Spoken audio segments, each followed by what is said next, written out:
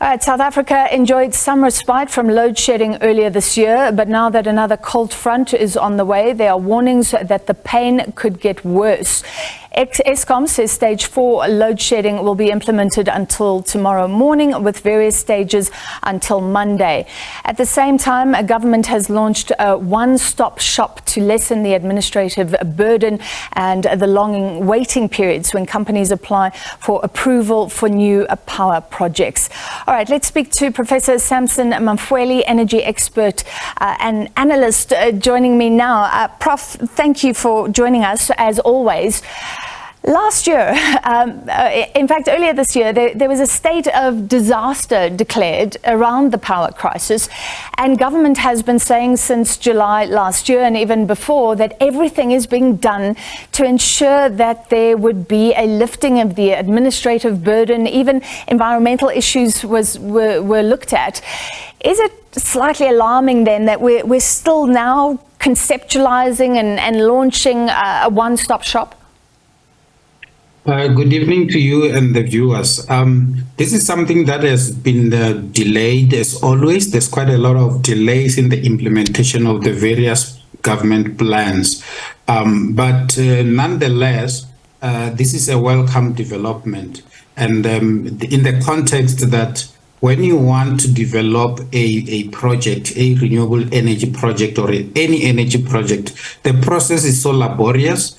And there are so many government departments involved. It can take you anything between 70 and 72 months just to go through the licensing processes and until you get to financial close. And that is because if you look at the various departments involved in the various licensing requirements, there is the Department of Environmental Affairs on the environmental issues.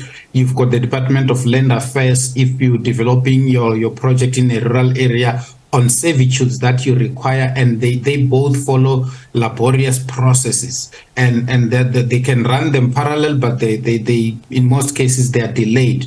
When it comes to the grid access, you need to then talk to Eskom. They give you you follow a certain Eskom process as well.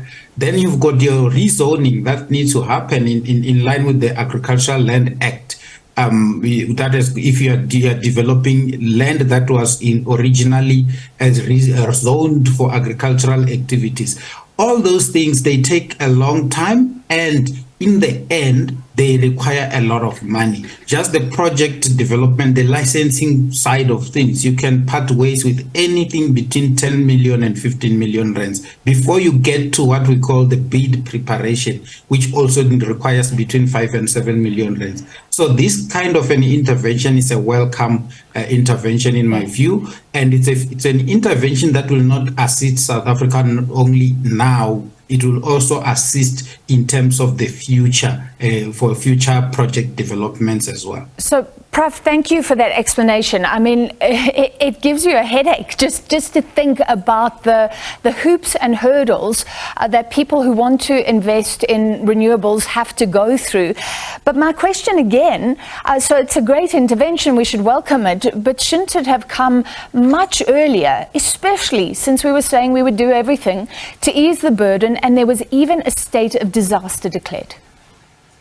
Yes, it should have come much earlier. The president spoke about this at some point, I can't remember when, which tells you that several it should times. have come.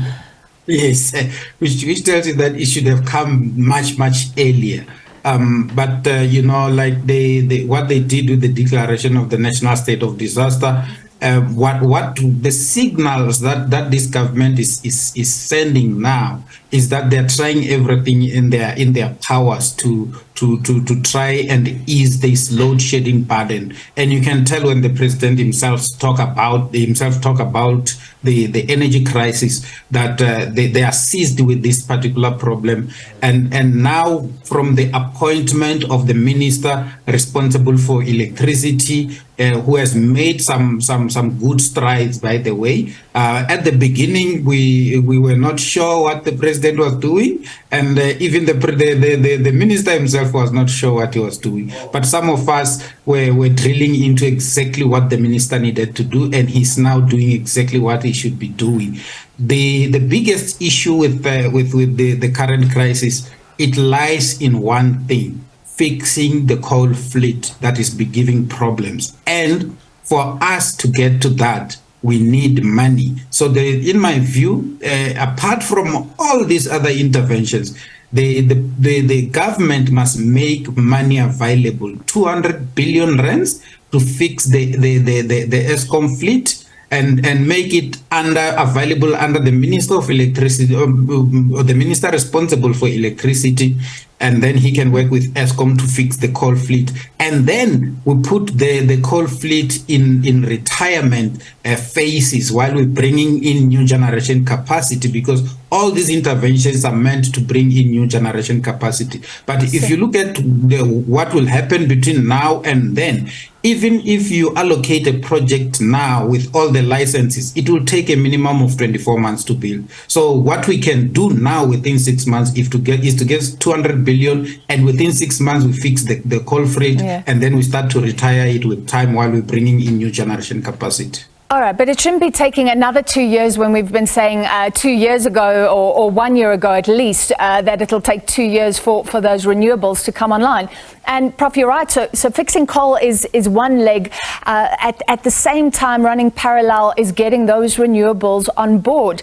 But I'd like to put something to you. I've heard two different experts over the past week saying two different things. One said in 2 years we should have a lot of power on board and load shedding will be much lighter. Another expert saying no, things are going to get worse over the next 2 years. So there's a platform now. I mean, when will the public be able to follow these projects step by step and really understand how much wattage is going to come on board when?